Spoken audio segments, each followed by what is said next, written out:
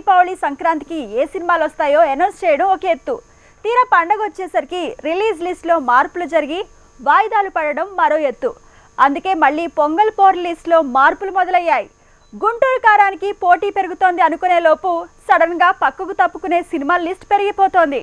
Rowdy star కూడా super star కోసం side ఇస్తున్నాడంటున్నారు. ఇంతకీ ఏది నిజం? గుంటూరు కారం జనవరి 12న రాబోతోంది. ఈ డేట్ అనౌన్స్ అయినప్పటి నుంచి పోటీగా కొన్ని సినిమాలు, పోటీ నుంచి తప్పుకుని ఇంకొన్ని సినిమాలు ఎప్పటికప్పుడు లిస్ట్ మారుస్తూనే ఉన్నాయి. అలా అన్నింటికంటే ముందు కల్కి 2898 మూవీ వాయిదా పడింది. ఆ తర్వాతే వాయిదాల పర్వం మొదలైంది. కల్కి తర్వాత సంక్రాంతి లిస్టులో ఉండాల్సిన ఓజీ కూడా వాయిదా అన్నారు. అలా ఒక సీజన్లో ఇలా వాయిదాలు కామన్ అయ్యాయి. ఇప్పుడు ఇలాంటి వాయిదాలతో రెండో సీజన్ మొదలైనట్టుంది. కల్కి, ఓజీ వాయిదాలు ఆ మధ్యే తేలిపోయాయి.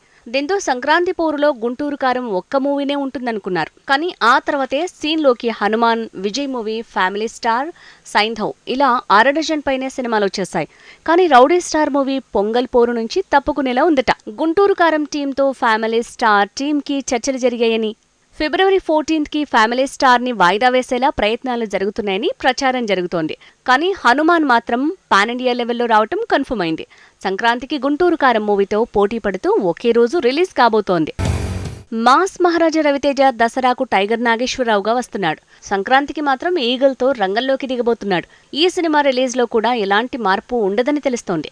సో గుంటూరు కారంతో హనుమాన్, సైంధవ, ఈగల్ పోటీ పడటం ఖాయమైంది. గుంటూరు కారం మూవీకి పవన్, ప్రభాస్ సినిమాలే కాదు విజయ్ దేవరకొండ మూవీ కూడా పోటీ రాకుండా ఉండటంతో బాక్సాఫీస్లో పొంగల్ హల్చల్ ఓ రేంజ్లో ఉండేలా ఉంది. ఈసారి వార్ వన్ సైడ్ అయ్యేలా ఉంది.